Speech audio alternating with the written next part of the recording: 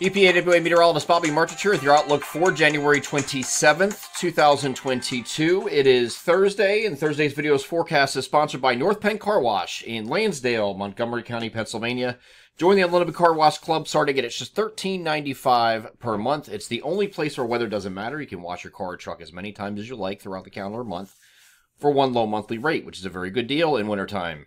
Car gets filled with grime and crap from the roads in winter, and you can go there as many times as you want without having to worry about wasting your money, okay, on a car wash. You can do that as many times as you want throughout the month for one low monthly rate. It is North Penn Car Wash, 986 Sumneytown Pike in Lansdale, Montgomery County, Pennsylvania, proud sponsors of the Thursday forecast video.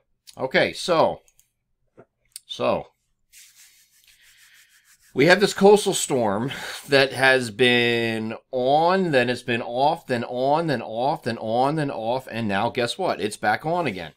And I don't mean on and off as far as whether it's going to hit or not, although there were a few runs, model cycles, that it looked like it was going to completely ghost us and go out to sea.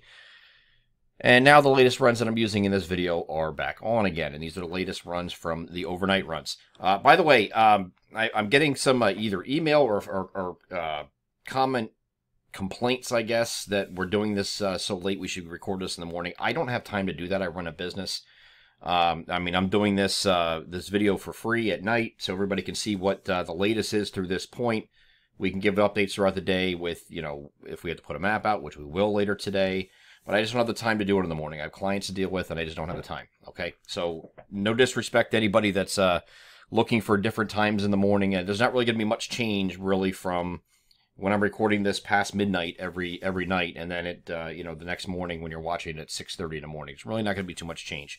You might have some 6Z guidance come in, but who cares? It's not really going to change fundamentally from what I'm showing you in these videos. Okay, so any updates beyond that, we will do either with live streams, which we might do for this storm. Probably not tomorrow, but we'll do that maybe Friday night. We'll see. You know, and we'll have the weather alerts map. We'll have weather alerts page. We'll have our snow map and discussion today for this event, which I do think we're going to need, and I do think it's going to be for, it might be for more of an expansive area than people might have thought. Okay, so here is the European model that ran today, ran this evening. This is the evening run of the European model. Now, first off, you're going to have a little bit of snow shower activity coming through here on Friday. This is with the northern stream energy. It's not going to be a big deal. Just going to be kind of light, coating to an inch type stuff if you're lucky.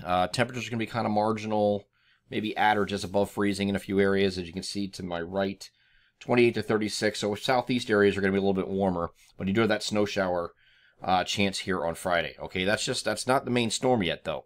As we move this forward, that's this bugger down here off the southeastern U.S. coastline, and as I put this over here so I can keep tabs of this, as I move this forward, this is going to end up phasing offshore, okay? The biggest question with phasing systems and cyclogenesis that follows is, where does that phase point occur? Because that is going to be critical to the track, okay? If it does it too quickly, you get a cutter. It comes right across this, right across our area, and it turns to rain. Well, you don't want that, right? If it's too late, it just goes, it's a fish storm. It goes out to sea. You got to get this timing just right. And I'm talking about a difference of 1 or 2 hours will make a huge difference in the track of this storm. So the European model came in tonight, very similar to many of its other runs, and continues to not just double down. I mean, it's been doing this for like 8 to 10 runs now, showing the same thing. And everybody's like, Euro's been garbage this year. It's been terrible. I'm one of those that almost abandoned the Euro, and I was thinking, it hasn't been so great this year. Maybe we shouldn't follow it this time. When everything else is kind of like pushing east, and the Euro's like, staying right here. Okay, so the Euro, it remains consistent. It hasn't really changed, and now everything's starting to go back the other direction toward the Euro again this evening, which is amazing. The Euro actually came a little bit west from where it was previously.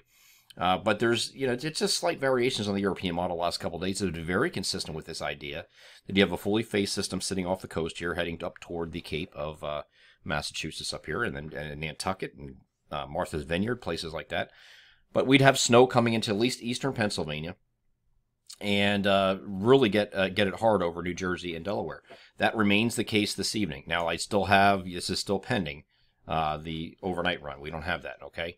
And so some of you that are complaining that I don't have the current information, I won't have the new Euro, but you can find that somewhere. It's not a big deal, okay? I don't expect many changes given how fast it's been, or how consistent it's been over the last several, multiple model cycles over the last couple of days. So this could get snow a little bit further west than some were suggesting, okay? The RGEM, which is the short-range Canadian model rain this evening, did a very similar thing. It brings this low up here and just blows it up, and here's all that snow in eastern Pennsylvania. So the eastern Poconos down through the Lehigh Valley, down to, like, say, places like Lancaster, Chester, Delaware, Philadelphia counties, all of New Jersey and Delaware get a hit out of this, okay? That's on the RGEM, all right? And that goes, actually does include places like Wilkes-Barre. Not a big snow there, but you get a couple inches, right? You can get something out of it. You're not going to get a foot of snow. You're not going to get a foot of snow anywhere in eastern Pennsylvania, most likely. At least I don't think so. But that's probably like further east. But you still get a pretty decent snowfall out of this. Canadian model ran this evening. Followed the same thing here. Look at this. Boom. Eastern Pennsylvania, New Jersey, Delaware. So we're getting kind of semblance of agreement with this. They're kind of going on the side of the Euro now that was abandoned. They were all abandoning the Euro the last couple of days. And now they're saying, well, maybe not. Well, except for one Lone Ranger, which is the GFS. GFS is not further west. It has been consistent with showing this barely brushing the Jersey coastline here with snow and just some snow showers elsewhere. Not a real big deal. It's way east. Look how far east it is. Okay.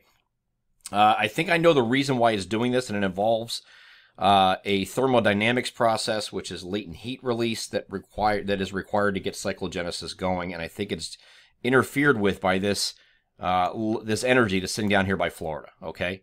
And this was actually pointed out to me, or not to me directly, but he was pointed out on his Twitter account by a very respected meteorologist that I totally missed this, okay? I'm like, oh, well, that's probably the reason why it's doing this, and why it's not really, GFS is not really designed to handle the physics too well with this kind of system in the first place. And this little bugger down here by Florida, the energy east of there might be interfering with those processes that help this cyclogenesis occur and the phasing occur at a certain point. So it might not be correct. I'm not saying it's wrong. It could very well be out to sea yet. Still a possibility, but I think the chances are kind of going away from that now. The new name came in, did something very similar to the others. It just, as far as position, I mean, that's a strong low sitting just east of the Outer Banks of North Carolina.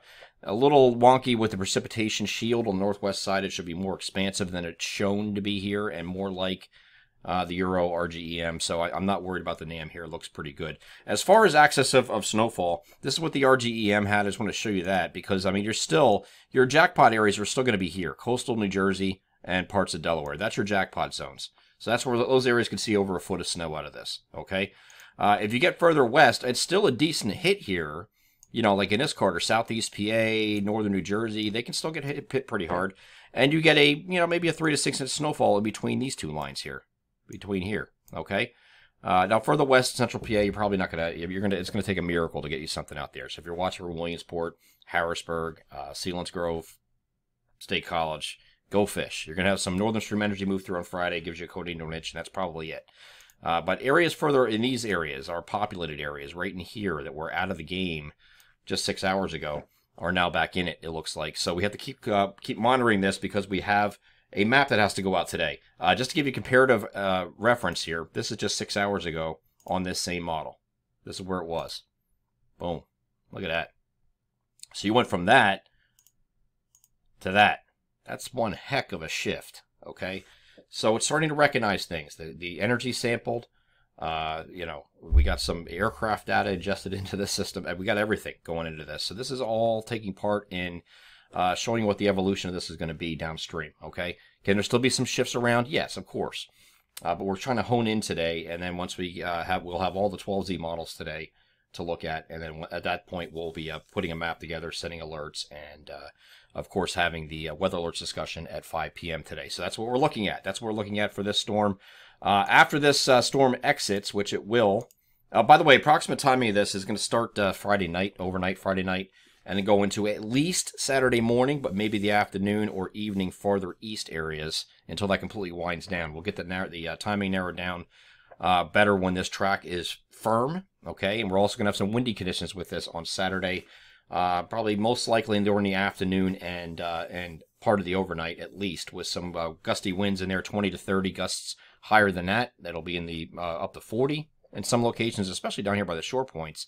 you'll have some really gusty winds because the low pressure is very close to you. So we'll get into all those details both on the weather alerts page today at 5. I'll go over those details in the new videos I have when we have these finely tuned details. This is going from broad overview, might happen, to it probably happens, and now it's looking like it's probably going to happen. We just need to fine-tune details of snow, of wind, maybe coastal flooding impacts, things like that, and we'll go through all that over the next couple of days. But after this point, we are high and dry. The rumors that it is going to warm up next week is true. Sunday, but this weekend's going to be cold, Saturday, Sunday in the 20s. And then once we get to Monday and Tuesday, we start to warm up a little bit. We're still below average on Monday, maybe near freezing, and then we get up to the near average point, upper 30s or maybe to near 40 on Tuesday, but we're still dry this whole period. And then finally, to round out the 7-day forecast period, we have a synoptically driven warmth ahead of this next cold front. Okay, it's going to be a very brief thing, but we're going to get well into the 40s, upper 40s to low 50s on Wednesday, it looks like, until this front makes its way through. And as soon as it does here on Thursday, we're going to have the temperatures crash back down again. So it's just a temporary thing. That's it. Nothing to get excited about. Probably washes away most of the snow you're going to get wherever you do get it here here on Friday night and Saturday. I'm EPAWA meteorologist Bobby Marchus. That is your outlook for January 27, 2022. Have a great Thursday.